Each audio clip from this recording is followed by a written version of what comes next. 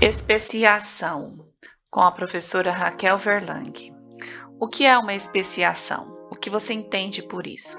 Vamos falar um pouco sobre especiação. A formação de novas espécies é chamada de especiação. Então, quando surgem novas espécies, nós damos o nome de especiação. Então, nas teorias de evolução, desde Darwin, em 1859 até 1972, propunha-se basicamente que a especiação fosse um evento lento e gradual que ocorre pelo acúmulo de pequenas mudanças ao longo do tempo, falando-se em gradualismo. Acontece que em 1972, dois cientistas estadunidenses, Stephen e Niles, eles propuseram a teoria do equilíbrio pontuado, que é uma nova maneira de entender a especiação. Eles se perguntavam por que não conseguiam encontrar no registro fóssil as mudanças graduais nos organismos que, sem preceder, acreditou que ocorresse na evolução. Em vez disso, eles encontraram súbitas aparições de espécies fósseis. Súbitas em termos geológicos, embora fossem lentas na escala de tempo de vida humana, seriam seguidas de longos períodos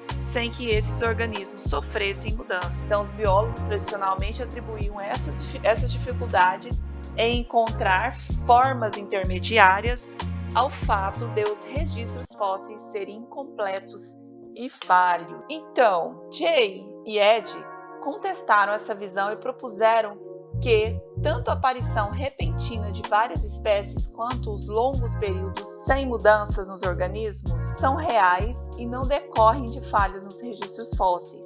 Segundo esses cientistas, há períodos de milhões de anos em que as espécies não sofrem alterações substanciais, mas de repente surgem novas espécies que se diversificam rapidamente das anteriores. Seguindo esse período de rápida especiação, há outro período de equilíbrio. Isso originaria as pontuações de mudanças rápidas em um cenário de equilíbrio constante, daí o nome da teoria, a teoria do equilíbrio pontuado. Então, apesar dessa teoria ter sido bem aceita, tem ainda explicações que geram grandes polêmicas por meios acadêmicos. Vamos analisar agora alguns mecanismos relacionados à especiação apenas em organismos que apresentam reprodução sexual. O que é a especiação, então? Podemos distinguir dois tipos principais de processos que podem levar à formação de novas espécies, que seria a espécie alopátrica ou geográfica e a especiação simpátrica. Aqui nós temos uma imagem de uma especiação onde houve uma barreira geográfica impedindo o fluxo gênico entre indivíduos de uma mesma espécie. Então, aqui estava toda a população inicial, aí devido a uma barreira geográfica que surgiu, esse grupo dessa espécie ficou isolado deste. Por isso que, segundo, pôde-se observar que surgiu uma população 1 e a população 2, onde essas espécies não seriam mais compatíveis geneticamente. Então, aqui nós temos a especiação alopátrica, que é essa especiação geográfica que eu dei o exemplo agora, que ocorre quando ocorre uma barreira geográfica que separa uma população inicial e ela se transforma em duas, conforme o exemplo que foi falado agora. Aí nós temos a especiação simpátrica, que ocorre sem haver o isolamento geográfico.